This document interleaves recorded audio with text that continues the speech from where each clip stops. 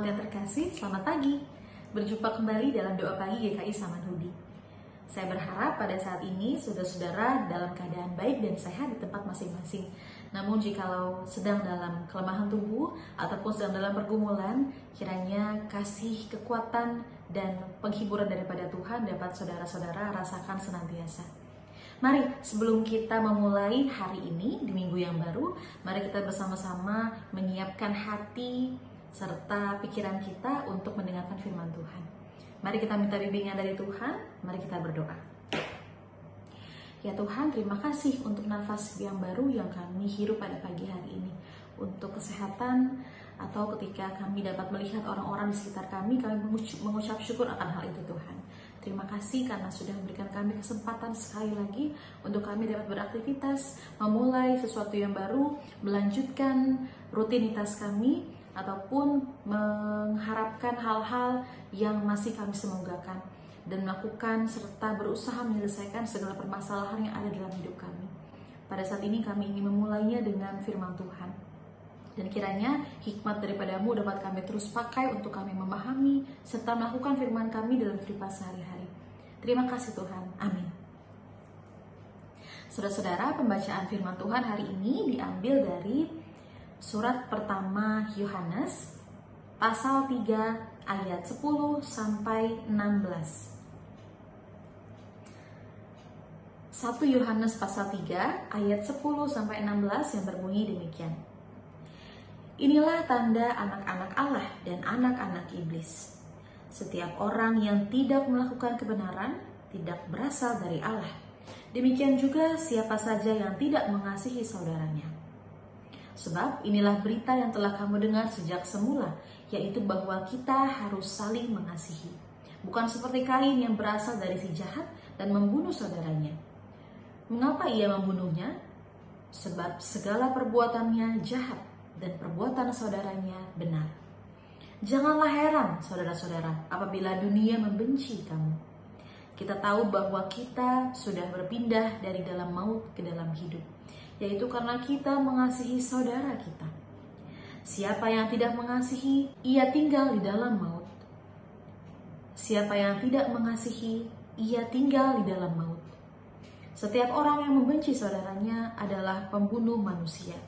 Dan kamu tahu bahwa tidak ada pembunuh yang tetap memiliki hidup yang kekal di dalam dirinya.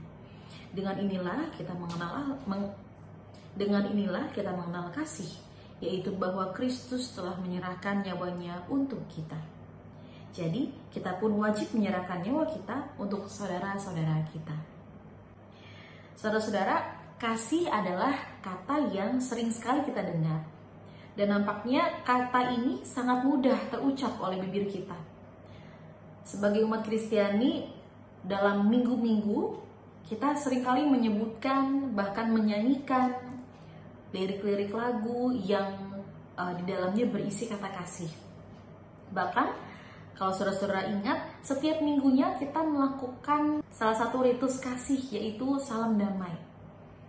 Ada berita anugerah yang disampaikan oleh PL bahwa Kristus sudah mengampuni kita, maka baiklah kita juga mengasihi sesama kita. Mari kita menyampaikan salam damai bagi orang yang berada di kanan kiri kita, depan dan belakang kita. Salam damai. Yang diharapkan dari ritus tersebut adalah ketika kita masih memiliki kegondokan hati atau memiliki hal-hal yang masih di luar kebenaran dan kasih, maka kita melupakan semuanya itu dan kita memaafkan, mengampuni. Sehingga diri kita akan dipenuhi terus damai sejahtera, sukacita, dan kita juga menyampaikan salam damai itu kepada orang di sekitar kita. Namun hal itu saudara-saudara nyatanya tidak menjamin manusia, khususnya umat Kristiani, untuk tetap berbuat kasih di setiap detik kehidupan. Oleh karena itu saudara-saudara, hari ini kita diingatkan kembali dengan firman Tuhan dari Yohanes ini tentang kasih yang baiknya tidak hanya diucapkan dan harus dilakukan, diwujud nyatakan dalam kehidupan sehari-hari. Saudara-saudara, dalam pembacaan kita pada pagi hari ini secara langsung menyebut nama tokoh yang sangat terkenal dalam perjanjian lama, yaitu Kain dan Habel.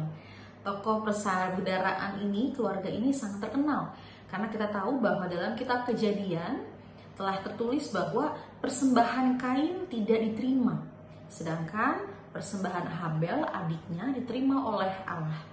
Akibatnya Kain merasa cemburu, merasa iri hati, dengki, dendam. Dari perasaan-perasaan Kain tersebut timbullah keinginan Kain untuk membunuh adiknya Habel.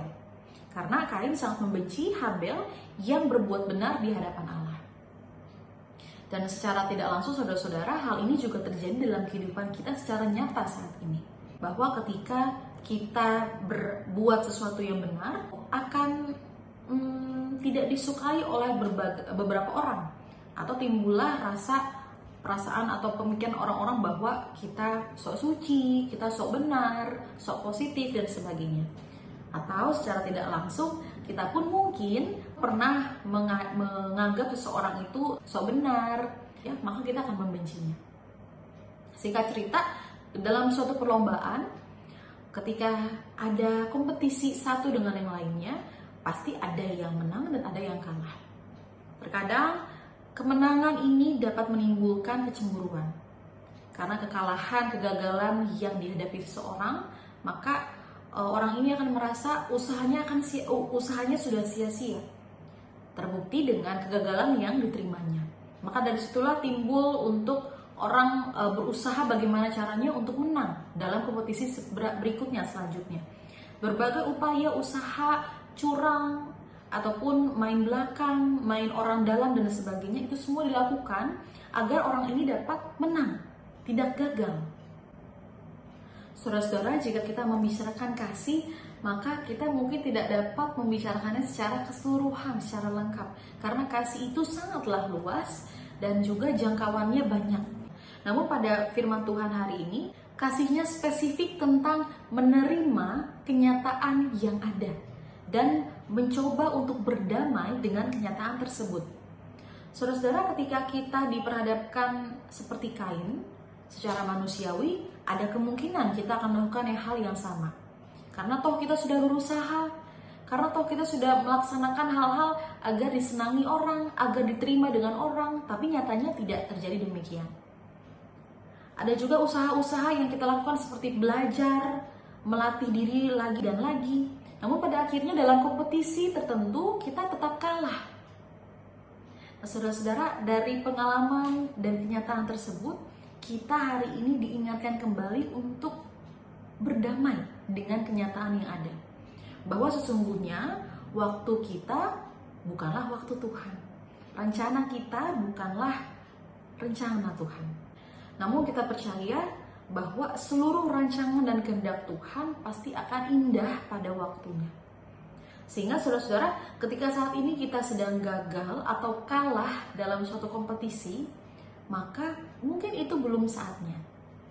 Ketika kita gagal, baiklah kita belajar kembali mengintrospeksi diri. Di mana kesalahan yang ada? Atau di mana letak tidak sungguh-sungguh atau kurangnya upaya kita dalam mengusahakan segala sesuatunya. Jika saat ini atau nanti kita berada dalam kepahitan hati kita, maka mari saudara-saudara kita mengingat lagi firman Tuhan. Bahwa kasih yang Tuhan Yesus teladankan, kasih yang telah Tuhan Yesus demonstrasikan dalam seluruh kehidupan, maka bukan seperti itu yang Yesus Kristus mau dalam diri kita.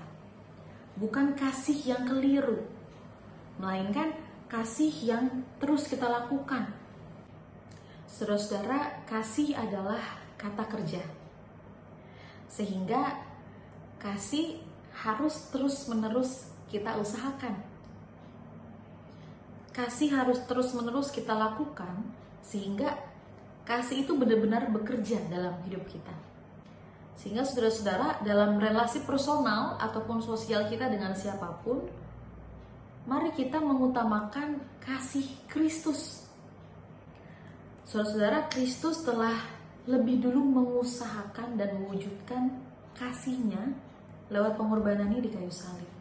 Maka sekarang giliran kita, manusia dan umat Kristus, mewujudkan dan mengusahakan kasih itu setiap harinya. Karena sekali lagi saudara-saudara, kasih itu adalah kata kerja.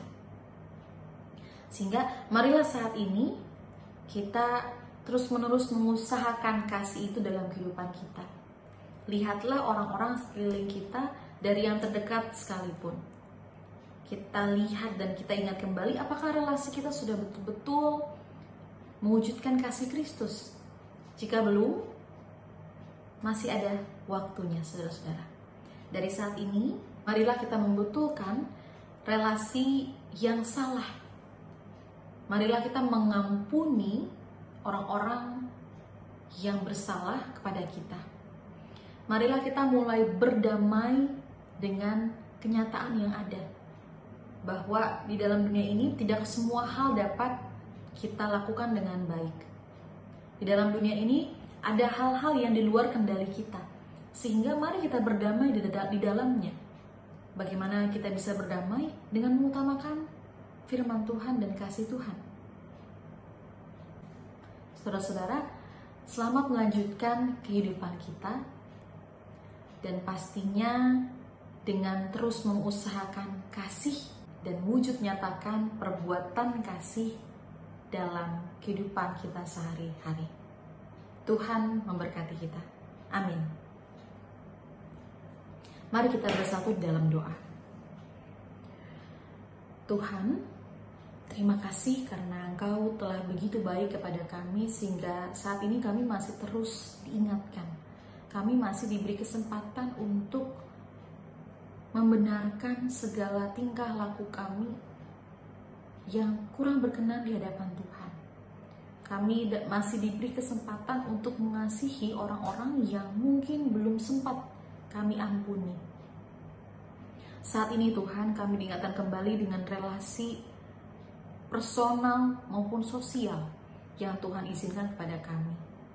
Kami mohon ampun Tuhan, jikalau sampai detik ini kami masih belum mengampuni orang yang berbuat salah kepada kami. Kami mohon ampun Tuhan, jikalau sampai saat ini kami belum bisa berdamai dengan apa yang terjadi dalam kehidupan kami. Sehingga ketika kami dalam keadaan gagal sekalipun dan jatuh sekalipun, kami tetap merasakan kasih Tuhan, dan tidak ada sekalipun muncul dalam pikiran kami untuk membenci, iri, cemburu dengan sesama kami. Ketika kami mengingat sesama kami yang sedang dalam kelemahan tubuh pun,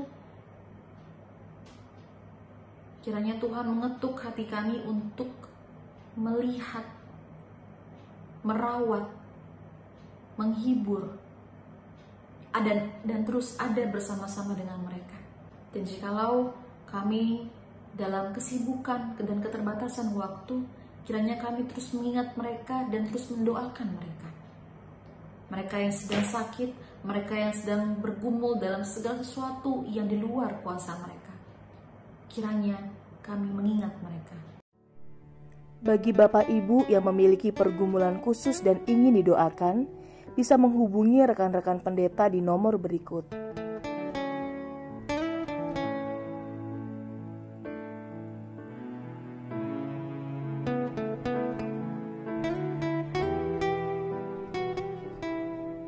Tuhan Yesus memberkati.